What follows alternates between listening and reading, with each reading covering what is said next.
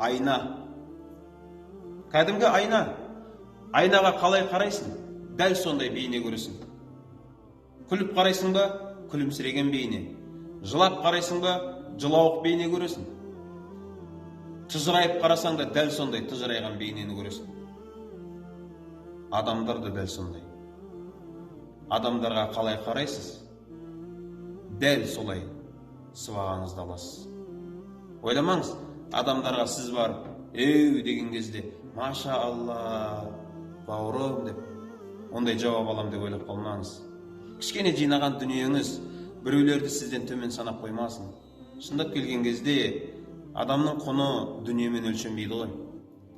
Сен байсың, сен кедейсің деген тақырып жоқ. Біреу-ақ сен адамсың, болды. Кім болсаң ол бол, сен адамсың.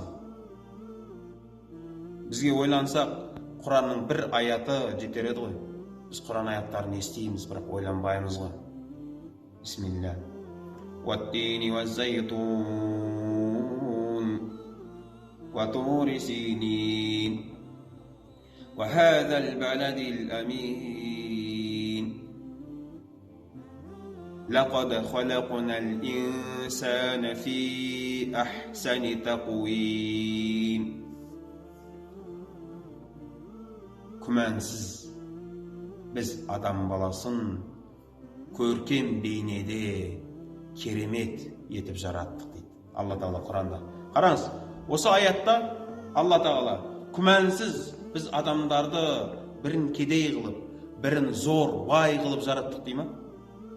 Жоқ, біз адам баласын керемет, көркем бейнеде жараттық дейді. Болды, осы аят жеткілікті.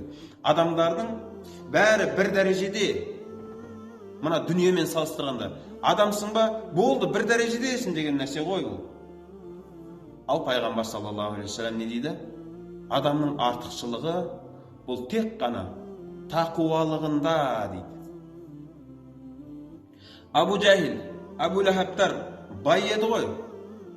Абдулла ибн Масуд радиаллаху анху, жай қойшы, Билал радиаллаху анху, түбі құл болған адам, дүниесі жоқ. Қандай ардақты адамдарға айналды. Бірақ Абу Жахилдердің, Абу Лахабтардың, Валид ибн Муғира сияқты адамдардың иманға келуіне не кедергі болды? Олар бай, мыналар кедей еді ғой. Осы кедергі болды ғой. Енді ойлаңызшы, сіз кімнің жолын қуып жатсыз? Пайғамбар саллаллаху алейхи вассаламның соңынан ергендердің бе, жоқ әлде қарсы шыққандардың ба?